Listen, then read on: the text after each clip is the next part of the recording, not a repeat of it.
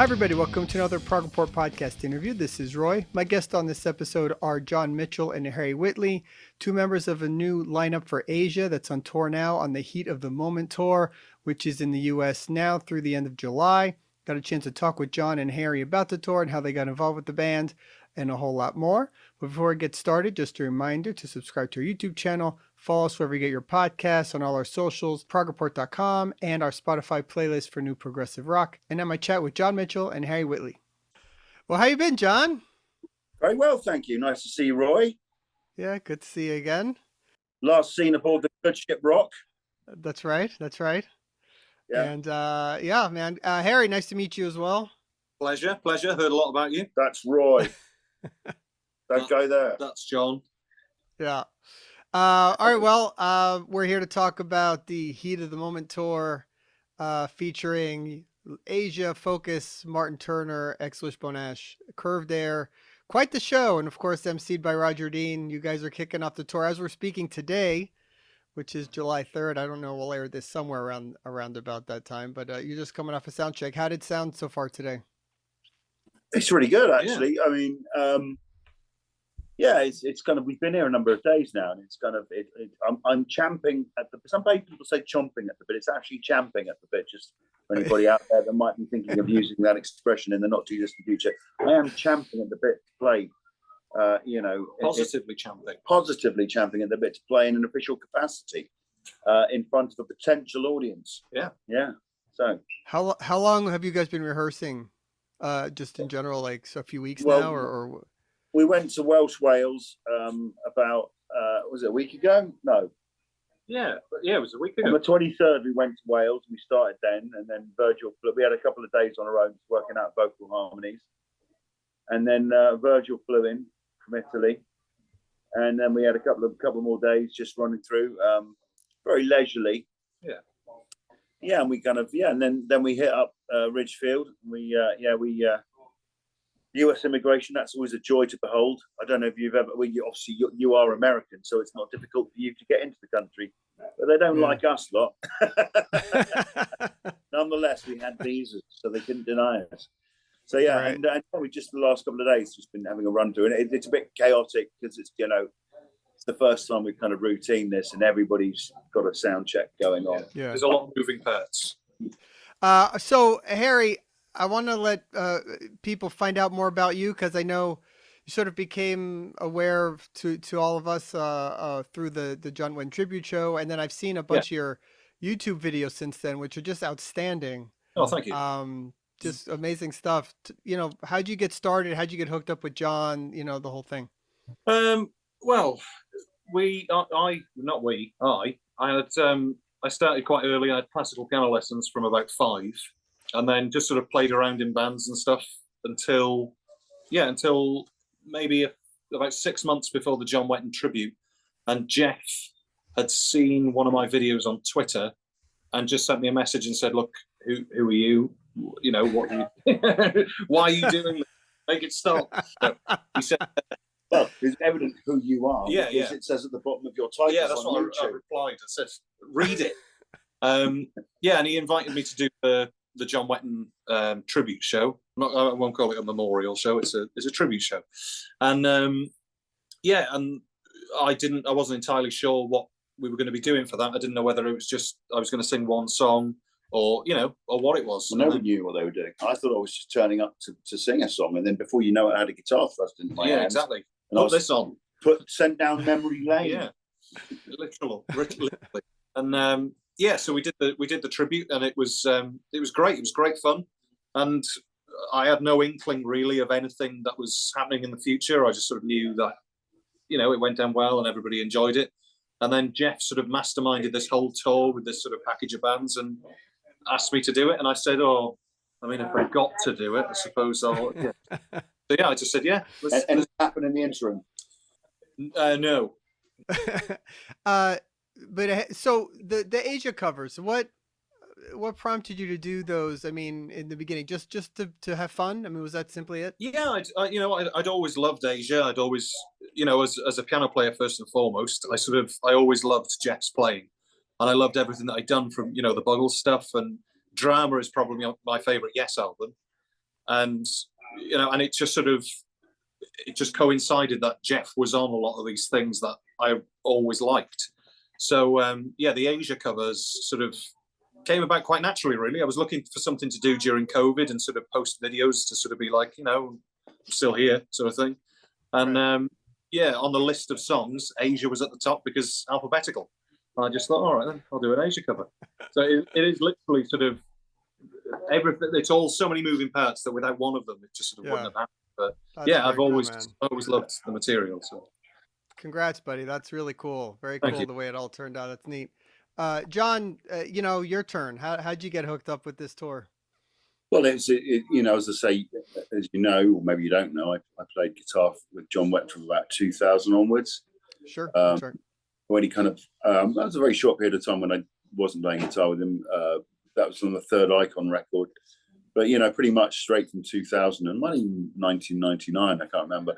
But around about the turn of the millennium, I was playing guitar with him right up until the last tour of Japan that he did on the last solo tour he did in Japan. So, I've known Jeff I've known Jeff since about 98. It's the first time I met Jeff down at his studio at the time in Wales. And as I say, I knew John really well. He was a really dear friend of mine. And, I think I've known Martin, the manager, for a long time. And I was just invited down to the tribute, not the tribute. What did we call it? Well, I think it was billed as a memorial. It's not a memorial, but it was a tribute concert. So I kind of I got invited down there, and initially I thought I was only going to be like singing Battle Lines and maybe singing Dead of Night. And then before you know it, we had what we jokingly called the Asia All Stars, which was myself, Harry, Billy Sherwood, and Billy and Jay Shellen from Yes, and then Jeff. And we I think we did 5 songs, and we didn't think any more of it really. But I think Jeff felt quite energized by it, and we all had a really good time. And the chemistry, we felt like I'd known this guy most of my life actually, which is impossible because he's 29 and I'm 51. It's just science. Yeah, it's just science, John. But we didn't really think any more of it. We just thought we'd had a really nice time. It was a really nice event actually, even though it was quite chaotic. It was the venue that it was held at. It's called Trading Boundaries in England, and it's very small. It's kind of like a scented candle warehouse with a live music venue out the back. And it's a very small venue, and there was a cast of thousands, and we had the kids from Fame. Sorry, not the kids from Fame, the Rock School,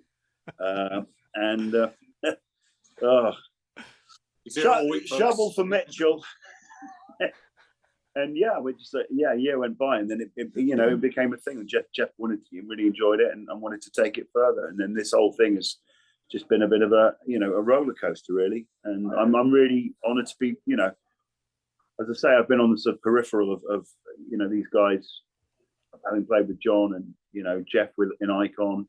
So I've known these guys a long time, and I'm very honoured to have been asked to be involved. And it's been relatively easy because a lot of these songs I have played before. So it's just some fiddly ones. There are some fiddly ones I've had to learn.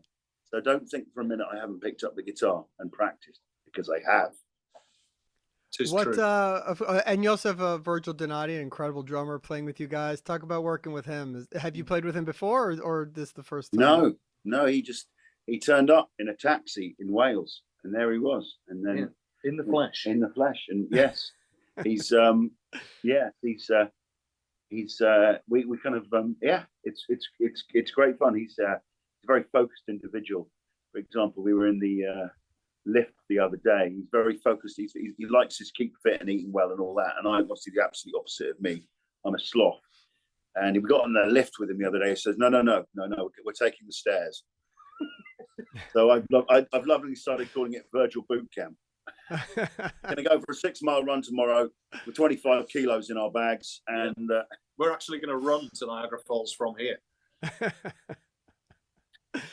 actually, playing with him, he's world-class drummer, force of nature, world-class drummer, and he's dialing into our banter. slowly Yeah, but surely. that's the main thing, is that he's very easy to get on with. I think Right. it makes a massive difference that we all get on, because it's sort of, I mean, personally, for me, I'm coming into the situation sort of from nowhere. Like, I'm the sort of unknown in the sort of four here. So to have it, that sort of, these people are friends first and foremost, as well as all being sort of incredible at what they do. It does make it a lot easier. Like, it's a very difficult position for me to be in, because I get the legacy that sort of come before me. I understand people thinking, you know, why are they using him when they could use or whatever, you know, but it's sort of, it works. Like, I think people will realize that, you know, we worked well together, and that's like, you know, that's half the battle. Exactly. I think, and I think that that's something that obviously gets very much overlooked in music and in bands, is it's very easy to cherry pick people who are good musicians and throw them together and expect magical things to happen. But really, it is more or less about chemistry. Not just, you know, I mean, it's very important. I can't imagine being, I mean, I'm pretty easy to get on with, despite what people might tell you, Roy. No, you're not. Yeah, no, I'm tyrannical in some ways. I'm quite tyrannical towards drummers. I think it's so important that you have some sort of camaraderie, because otherwise, if you're going to be stuck together with somebody for a month and you don't get on with them, it's just going to be absolute misery at this level. You know, or of course you could always drive yourself to the gigs and not speak to anybody, but you know, that's a fool's errand. No good will come of it. I don't care for that at all. I don't care for that at all. So I know you guys can't give away anything of the set list, although it'll probably be online by tonight. But what's been sort of the fun in picking it? Have you had any input yourselves into some of the songs? No. It's you know, it's you know, Jeff is, you know, is very much driving it. I mean, obviously that's not to say that I don't, you know, we have many discussions about, when we play this song, do you want me to replicate this part exactly, or what, you know, I'm not, it's not like we're not a tribute band. No, it's not. We're not sort of trying to do it for no. You know, we've the songs. The thing is, we're sort of, obviously we're not playing like a huge set. We're playing over an hour, but you know, there's only so much you can do in that time, and people want to hear the hits, and there's only so deep that you can go into the sort of barrel of, you know, songs that people might like to hear. Obviously, there are a few lesser played tracks on this set list, which is quite surprising, really. There's a few. I think one of them as well has never been played, so that's quite nice. And I think the fact is, you know, from my point of view, I hate choosing a set list. Even in Lonely Robot, I never decide what songs we're going to play. I just throw it out there and say, what does everybody else think is good? So, were you to give me the choice of what songs we would play, I would defer to somebody else. So there we go. There we go. Yeah. All right, so I can I put you guys on the spot though, and ask you like maybe your top 3 Asia songs that are not Heat of the Moment and Only Time Will Tell. Final Countdown. Oh wait, no, that's Europe. Wrong continent, yeah. Oh, jokes, pants. I really like Smile Has Left Your Eyes. I really like Extraordinary Life, and I really like Valkyrie off Gravitas, because I spent, as you know, I mixed that album, or maybe you didn't know that I mixed that album. I didn't know that. No. Okay. There we go. Clang. Yeah. And and I mixed that album. I spent a lot of time working on that with John, and I just have very happy memories of that. And I really like that song. I think it's a really strong song. Yeah, good stuff. What about you?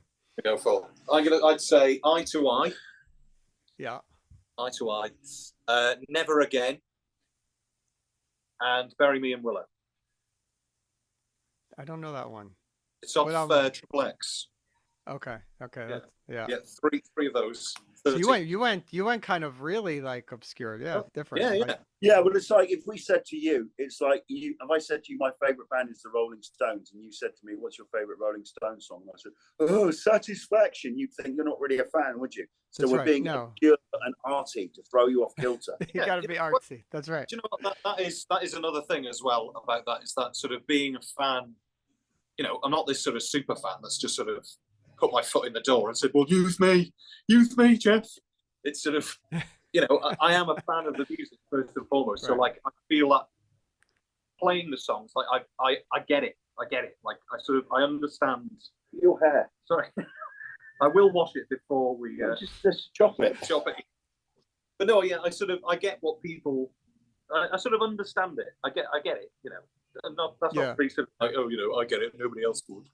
But Well, recently, some people have been floating around the Go video online, Yeah. from that album, and like that's one of my favorite songs. I think that whole album was amazing. I mean, that the band has a lot of great stuff throughout the whole career, so it's very underrated band even now. I think.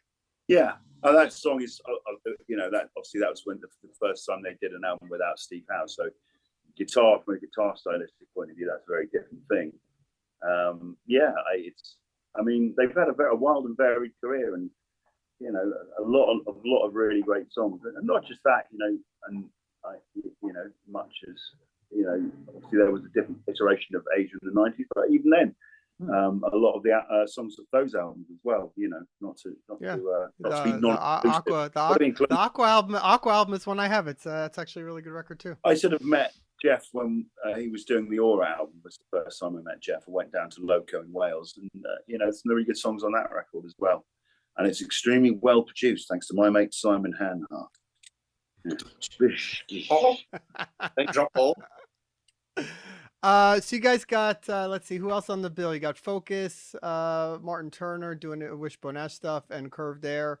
I mean, that's. Are you guys getting along with all the bands, or is it like everybody hanging out together? What's the vibe on this thing? You want it to be like the Partridge Family, don't you? That's what you're going for, Roy, isn't it? No, I need gossip for headlines. We kind of made friends with the Martin Turner posse.